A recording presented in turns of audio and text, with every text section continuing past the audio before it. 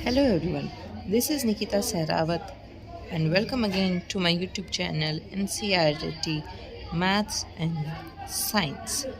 तो last video के अंदर हमने किया था केमिकल रिएक्शन के बारे में और हमने बैलेंस्ड केमिकल इक्वेशन पढ़ी थी। आज हम लोग स्टार्ट कर रहे हैं टाइप्स ऑफ केमिकल रिएक्शन से कि टाइप्स ऑफ केमिकल रिएक्शन इसके अंदर क्या है, केमिकल रिएक्शन जो है हमारी वो कितने टाइप की हैं। सबसे पहली चीज़ हम लोग लेकर के चल रहे हैं, सबसे पहले हमारे पास कॉम्बिनेशन रिएक्शन। कॉम्बिनेशन रिएक्शन क्या होती है इसके बारे में हम लोग पढ़ेंगे। हमने ये चीज़ देखी है कि कोई भी जो रिएक्शन होती है वो कैसे बनती है। इधर होते हैं हमारे रिएक्टेंट्स और रिएक्टेंट्स को ऐड करके वो जितने भी होते हैं हमें मिलते हैं प्रोडक्ट्स, यानी कि कुछ ना कुछ केमिकल चेंज होता है, कुछ ना कुछ कॉम्बिनेशन होता है रिएक्टेंट्स का, तब हमें प्रोडक्ट्स मिलते हैं। ठीक है, तो उसी से हमारा नाम पड़ा है कॉम्बिनेशन रिएक्शन। तो यहाँ से जैसे कि हम लोग एग्जांपल ले लेते हैं क्विक लाइम का, यानी कि कैल्शियम ऑक्साइड का। कैल्शियम ऑक्साइड के अंदर जब हम लोग वाटर को ऐड करते हैं तो हमें मिलता है स्लेक्ड लाइम, यानी कि CaOH ट्वाइस, और साथ में हमारी रिलीज हो जाती है हीट। तो यानी कि जो हमारा क्विक लाइम और वाटर है ये हमारे रिएक्टेंट्स हैं, ये दोनों कंबाइन हो करके हमें स्लेक्ड लाइम दे रहे हैं, यानी कि जो प्रोडक्ट है स्लेक्ड लाइम वो दे रहे हैं। तो इन दोनों का हमारा क्या हो रहा है, कॉम्बिनेशन हो रहा है। किसका? क्विक लाइम और वाटर का। जब इनका कॉम्बिनेशन हो रहा है, ये हमें एक प्रोडक्ट दे रही हैं, तो ये रिएक्शन कैसी रिएक्शन है, ये हमारी कॉम्बिनेशन रिएक्शन है। ठीक है, अब जैसे कि आप लोग बुक में देख सकते हो यहाँ पर कि इस रिएक्शन के अंदर कैल्शियम ऑक्साइड और वाटर जो है वो कंबाइन करके एक सिंगल प्रोडक्ट दे रहे हैं, जो कि है हमारा कैल्शियम हाइड्रोक्साइड, यानी कि slaked lime. Such a reaction जिसके अंदर कि एक सिंगल प्रोडक्ट बनता है दो या और मोर रिएक्टेंट को यूज़ करके, वो होते हैं हमारे कॉम्बिनेशन रिएक्शन। उसके बाद में आपको यहाँ पर ये दे रखा है डू यू नो के अंदर कि एक सॉल्यूशन है स्लेक्ड लाइम का, उसने रिएक्शन करके एक वाइट वॉशिंग वॉल हुई है। ठीक है, वाइट वॉशिंग वॉल के लिए यूज़ किया जा रहा है। कैल्शियम हाइड्रोक्साइड जो है वो स्लोली रिएक्ट करता है कार्बन डाइऑक्साइड के साथ एयर के अंदर, एक पतली लेयर बनाता है वो कैल्शियम कार्बोनेट की वॉल्स के ऊपर। तो जो कैल्शियम कार्बोनेट है वो कैसे बनता है, जब दीवार के हम लोग वाइट वॉशिंग करवा देते हैं उसके 2 या 3 दिन बाद जो एक लेयर है कैल्शियम कार्बोनेट की वो फॉर्म होती है और एक शाइनी फिनिश देती है वॉल्स के ऊपर। आपने देखा होगा ना कि वॉल कितनी चमकती है, तो वो ऐसे होती है। तो ये बड़ा ही इंटरेस्टिंग है नोट करना कि जो केमिकल फार्मूला है मार्बल का वो भी CaCO3 है, यानी कि जो कैल्शियम हाइड्रोक्साइड है CaOH ट्वाइस, वो जब कार्बन डाइऑक्साइड के साथ रिएक्ट करता है तो वो हमें CaCO3 यानी कि कैल्शियम कार्बोनेट देता है। तो चलो हम लोग कॉम्बिनेशन रिएक्शन के थोड़े से और एग्जांपल देखते हैं। सबसे पहला हम लोग एग्जांपल लेते हैं बर्निंग ऑफ कोल का, यानी कि जो कोयला बर्न होता है हम लोग उसका एग्जांपल लेते हैं। कैसे बर्न होता है, जब कार्बन के साथ ऑक्सीजन रिएक्ट करती है तो कार्बन डाइऑक्साइड में मिलती है। साथ में हम लोग इसके क्या लिखेंगे कि कार्बन डाइऑक्साइड जो है वो सॉलिड फॉर्म में है, ऑक्सीजन गैसियस फॉर्म में, और जो हमें कार्बन डाइऑक्साइड मिलती है ये भी हमें गैसियस फॉर्म में मिलती है। साथ ही साथ हाइड्रोजन और वाटर से हाइड्रोजन और ऑक्सीजन से वाटर कैसे मिलता है, जब टू मॉलिक्यूल्स ऑफ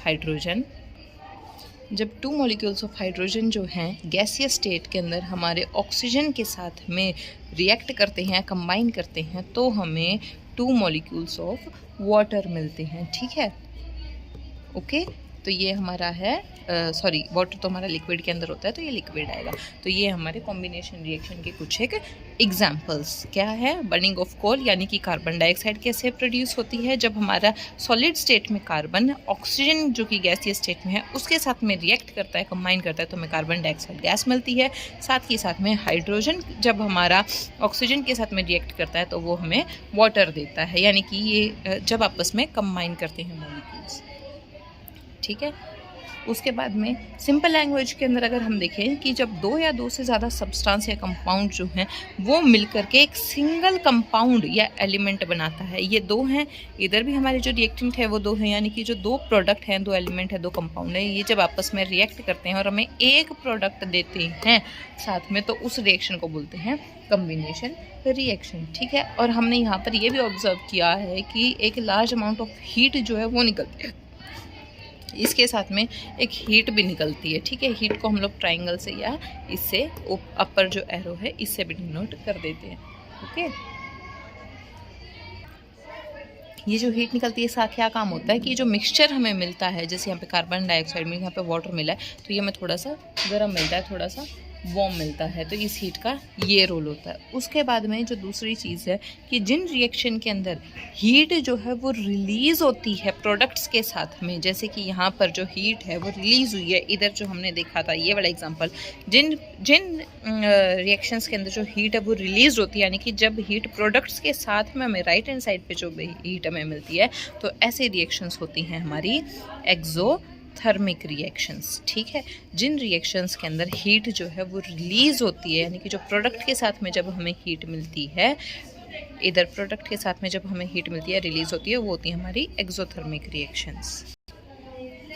तो जो हीट रिलीज़ होती है प्रोडक्ट के साथ में वो होती है एक्सोथर्मिक रिएक्शन, और जहाँ पर हीट जो है वो इवॉल्व होती है रिएक्टेंट्स के साथ में, इधर हमारे ये रिएक्टेंट्स हैं और राइट हैंड साइड में हमारे प्रोडक्ट्स होते हैं, जहाँ पर जो हीट है वो हमारी रिएक्शन लेती है साथ में, यानी कि जो रिएक्टेंट्स हैं उनके साथ में अगर जो हीट है वो होती है, तो ये रिएक्शंस होती हैं हमारी एंडोथर्मिक रिएक्शंस, यानी कि जिस रिएक्शन के अंदर हीट दी जाती है प्रोडक्ट बनाने के लिए वो होती है एंडोथर्मिक रिएक्शन, और जहाँ हीट प्रोडक्ट में मिलती है हमें वो होता है एक्सोथर्मिक रिएक्शन।